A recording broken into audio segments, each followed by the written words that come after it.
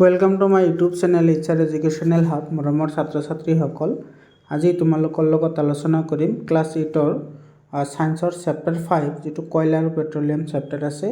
সেই চেপ্টাৰৰ অনুশীলনীৰ যিবোৰ প্ৰশ্ন আছে গোটেইকেইটা প্ৰশ্ন আজি আমি আলোচনা কৰিম। আৰু তোমালোকে ক্লাছ 6ৰ পৰা ক্লাছ 10লৈকে ছায়েন্স আৰু মেথছৰ সকলো ধৰণৰ এনচাৰ পাই যাবা। তোমালোকৰ যদি PDF ফাইল লাগে তেতিয়াহ'লে PDF পাই যাবা। ভিডিঅ'টো শেষলৈকে চাই থাকা। তো ইয়াতে প্ৰথম প্ৰশ্নটো কি কৈছে চোৱা।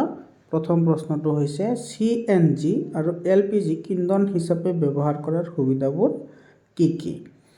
CNG মানে হৈছে কম্প্ৰেছড নেচাৰেল গেছ আৰু LPG হৈছে যিটো আমাৰ ৰন্ধন কাৰ্যত ব্যৱহাৰ কৰা হয়। LPGৰ সম্পূৰ্ণ নাম হৈছে লিকুইফাইড পেট্ৰলিয়াম গেছ বা তৰলীকৃত পেট্ৰলিয়াম গেছ। তো আজিকালি এইবোৰ ব্যৱহাৰ কৰা হয়, কিহৰ কাৰণে ব্যৱহাৰ কৰা হয় সেইবোৰ আমি লিখিব লাগে। CNG আৰু LPGৰ ইন্ধন হিচাপে ব্যৱহাৰ কৰাৰ সুবিধাবোৰ হ'ল, তো তোমালোকে এনেকৈ এনচাৰবোৰ লিখিবা। 1 নম্বৰত লিখিবা CNG আৰু LPGৰ কেলৰিমান বহুত বেছি। কেলৰিমান মানে ইহঁতক জ্বলালে বেছি পৰিমাণে তাপ শক্তি উৎপন্ন হয়। 2 নম্বৰ হৈছে CNG আৰু LPG দহনৰ পিছত কোনো অৱশিষ্ট ৰৈ নাযায়। যেনেকুৱা কাঠ জ্বলালে ছাই উৎপন্ন হয়, তো CNG আৰু LPG জ্বলালে কোনো ধৰণৰ অৱশিষ্ট উৎপন্ন নহয়। 3 নম্বৰত লিখিবা CNG আৰু LPGৰ দহনে পৰিৱেশ প্ৰদূষণ অতি কম হয়। ইয়াতে তুমি যদি লিখা ডাইৰেক্টলি নহয় তেতিয়াহ'লে ভুল হ'ব, কাৰণ পৃথিৱীৰ কোনো ইন্ধনেই 100% বিশুদ্ধ নহয়। অলপ পৰিমাণে হ'লেও ইহঁতে পৰিৱেশ প্ৰদূষণ কৰে। 4 নম্বৰত লিখিবা CNG আৰু LPGক সংমিশ্ৰিত কৰি পৰিবহণৰ সুবিধাজনক কৰিব পাৰি। তাৰমানে ধৰা যিবোৰ আমাৰ চিলিণ্ডাৰ আছে, চিলিণ্ডাৰৰ ভিতৰত আমি সংকুচিত কৰি এইবোৰ আমি য'তে ত'তে লৈ যাব পাৰোঁ। 5 নম্বৰ লিখিবা CNG আৰু LPGক নলী পাইপৰ সহায়ত আমি এঠাইৰ পৰা আন ঠাইলৈ যোগান ধৰিব পাৰোঁ। এইটো এটা সিহঁতৰ সুবিধা হয়। তাৰপিছত 2 নম্বৰ প্ৰশ্নটো কি কৈছে চোৱা। 2 নম্বৰটো 1 মাৰ্কৰ কুৱেশ্যনৰ হয়। ৰাস্তা বনাওঁতে ওপৰৰ তৰপত ব্যৱহাৰ কৰা পেট্ৰলজাত সামগ্ৰীটোৰ নাম কি? আগৰ দিনততো তোমাৰ এই আলকাট্ৰা ব্যৱহাৰ কৰিছিল, কিন্তু আজিকালি আলকাট্ৰা ব্যৱহাৰ নকৰে, আজিকালি বিটুমিন ব্যৱহাৰ কৰে। এনচাৰ লিখিবা ৰাস্তা বনাওঁতে ওপৰৰ তৰপত ব্যৱহাৰ কৰা পেট্ৰলজাত সামগ্ৰীটোৰ নাম হ'ল বিটুমেন, বা কিছুমানে বিটুমিন বুলিও কয়। তোমাৰ যিটো ভাল লাগে সেইটো লিখিবা। 3 নম্বৰ প্ৰশ্নটো চোৱা। মৃত গছ গছনিৰ পৰা কয়লা কেনেকৈ সৃষ্টি হৈছিল বৰ্ণনা কৰা। এই প্ৰক্ৰিয়াটোৰ নাম কি? মানে কয়লা কেনেকৈ সৃষ্টি হৈছিল সেই বিষয়ে আমি লিখিব লাগে। তো এইটোৰ এনচাৰ লিখিবা তোমালোকে এনেধৰণৰ। প্ৰায় 300 নিযুত বছৰৰ আগতে পৃথিৱীৰ নিম্নভূমিৰ জলাসমূহত অৰ্দব্য অৰণ্য আছিল। অৰ্দব্য মানে বহুত পৰিমাণৰ অৰণ্য আছিল। বানপানীৰ নিচিনা প্ৰাকৃতিক প্ৰক্ৰিয়াৰ ফলত এই অৰণ্যসমূহ মাটিৰ তলত পোত গৈছিল। তাৰপিছত লিখিবা এনেদৰে তাৰ ওপৰত অধিক পৰিমাণৰ মাটি জমা হৈ গৈ থকাৰ ফলত হেঁচা পৰি এইবোৰ সংকুচিত হৈছিল, ফলত উষ্ণতা বাঢ়িছিল। উচ্চ চাপ আৰু উচ্চ উষ্ণতাত সেই উদ্ভিদবোৰ লাহে লাহে কয়লালৈ ৰূপান্তৰিত হৈছিল। আৰু এই প্ৰক্ৰিয়াটোৰ নাম কি হ'ব এইটো এনেকৈ লিখিবা। মৃত উদ্ভিদৰ পৰা মন্থৰ গতিৰে মানে লাহে লাহে কয়লালৈ ৰূপান্তৰিত হোৱা প্ৰক্ৰিয়াবোৰক অংগাৰীকৰণ বুলি কোৱা হয়।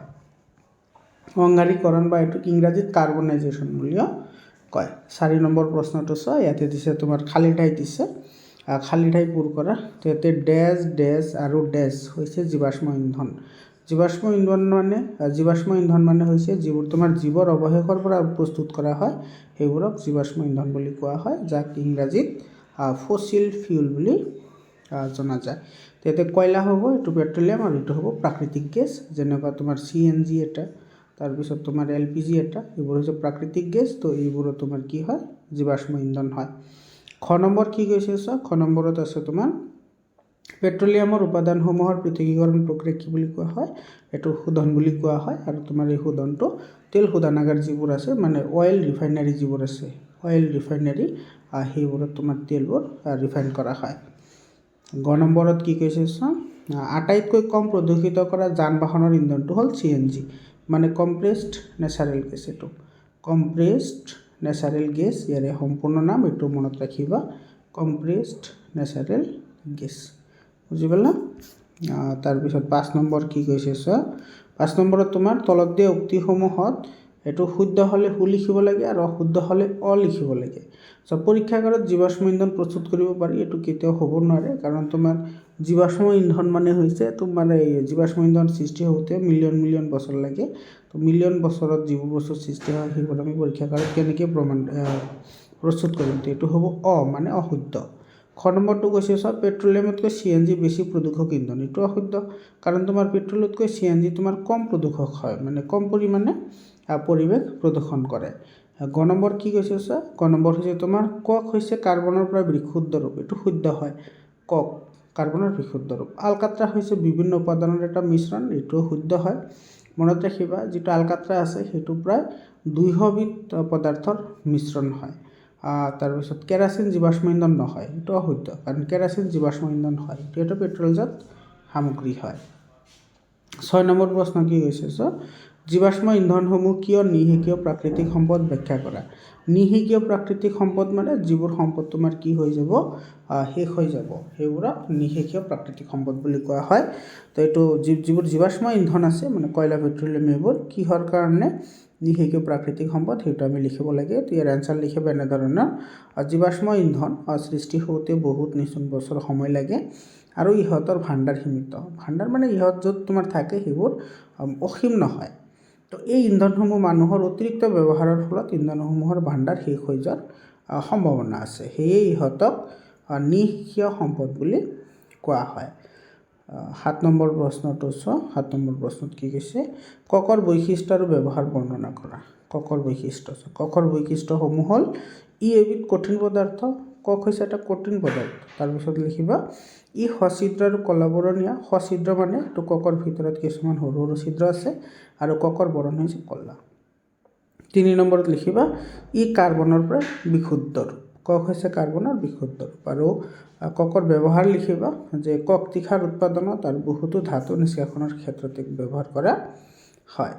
8 নম্বৰ প্ৰশ্নটো 8 নম্বৰ প্ৰশ্নটো চোৱাৰ আগতে তোমালোকৰ যদি PDF ফাইল লাগে তেতিয়াহ'লে 7002824673 এইটো নম্বৰত হোৱাটছআপ কৰিবা, মই তোমালোকক PDF ফাইল প্ৰভাইড কৰিম। আৰু তোমালোকে ক্লাছ 6ৰ পৰা ক্লাছ 10লৈকে ছায়েন্স আৰু মেথছ সকলোৰে সমাধান এইটো চেনেলতে পাই যাবা। আৰু এইবোৰ চেপ্টাৰৰ যিবোৰ আহিবলগীয়া যিবোৰ এক্সাম আছে তোমালোকৰ, সেইটোত যিবোৰ MCQ হয় সেই MCQবোৰো পাই যাবা। আৰু ক্লাছ 9 আৰু 10ৰ কাৰণে বিশেষকৈ ছায়েন্সৰ কাৰণে মই MCQবোৰ সাজু কৰি আছোঁ, তোমালোকে ৰেডি হৈ থাকিবা। এক্সামৰ আগে গোটেইকেইটা MCQ তোমালোকে পাই যাবা, যিবোৰ দৰকাৰী হয়, মানে যিবোৰ তোমাৰ ক্লাছ 8ৰ পৰা 9ত যাওঁতে দৰকাৰী হয় আৰু 9ৰ পৰা 10ত গ'লে দৰকাৰী হয়, আৰু যিবোৰ মেট্ৰিকত দৰকাৰী হয় সকলো ধৰণৰ MCQ তোমালোকে পাই যাবা। তো 8 নম্বৰ প্ৰশ্নটো কি কৈছে কি প্ৰক্ৰিয়াৰ দ্বাৰা পেট্ৰলিয়ামৰ সৃষ্টি হৈছিল ব্যাখ্যা কৰা। মানে পেট্ৰলিয়াম কেনেকৈ সৃষ্টি হৈছিল সেইটো আমি ব্যাখ্যা কৰিব লাগে। সমুদ্ৰত থকা বিভিন্ন জীৱ মৃত্যুৰ পিছত দেহৰ অৱশেষ সমুদ্ৰতলীৰ সঞ্চিত হৈছিল আৰু বালি বোকা আদিৰে ঢাক খাইছিল। বহুত নিযুত বছৰ জীৱাশ্মসমূহ অক্সিজেনহীন মানে অক্সিজেন নথকা পৰিৱেশত থাকি উচ্চ চাপ আৰু উচ্চ চাপৰ প্ৰভাৱত পেট্ৰলিয়াম আৰু প্ৰাকৃতিক গেছলৈ ৰূপান্তৰিত হৈছিল। আৰু এনেকৈ যিবোৰ আমাৰ পেট্ৰল আছে, পেট্ৰল আৰু যিবোৰ ফচিল ফুইল আছে সেইবোৰ সৃষ্টি হৈছিল। 9 নম্বৰটো 9 নম্বৰ প্ৰশ্ন কি কৈছে তলৰ তালিকাত ভাৰতত 1991ৰ পৰা 1997 চনৰ ভিতৰত হোৱা মুঠ বিদ্যুৎ নাটনিৰ পৰিমাণ দেখুওৱা হৈছে। এই তথ্যখিনি লেখচিত্ৰৰ সহায়ত প্ৰকাশ কৰা। লেখচিত্ৰত বছৰসমূহ হোৱা নাটনিৰ শতাংশ y অক্ষ আৰু বছৰত তুমি x অক্ষত লোৱা।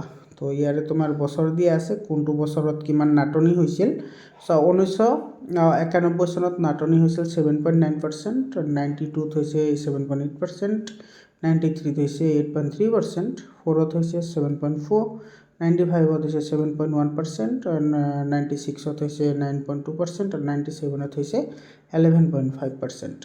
ইয়াতে তুমি এনচাৰটো ইয়াতে এনেকৈ গ্ৰাফটো আঁকিব লাগিব। এইটো চোৱা তোমাৰ ইফালে বছৰ ধৰিবা, এইটো x অক্ষ আৰু ইফালে হৈছে y অক্ষ। তো ইফালে নাটনিৰ শতাংশ ধৰিবা।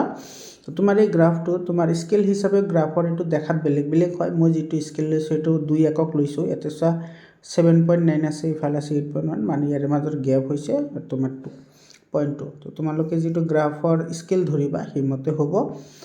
তো তেনেকুৱা দেখা যাব। তো তোমালোকে এই গ্ৰাফটো আঁকি ল'ব পাৰা। মৰমৰ ছাত্ৰ ছাত্ৰীসকল আজিৰ কাৰণে এইখিনিয়ে। আকৌ লগ পাম বেলেগ এটা চেপ্টাৰৰ এনচাৰ লৈ। ধন্যবাদ।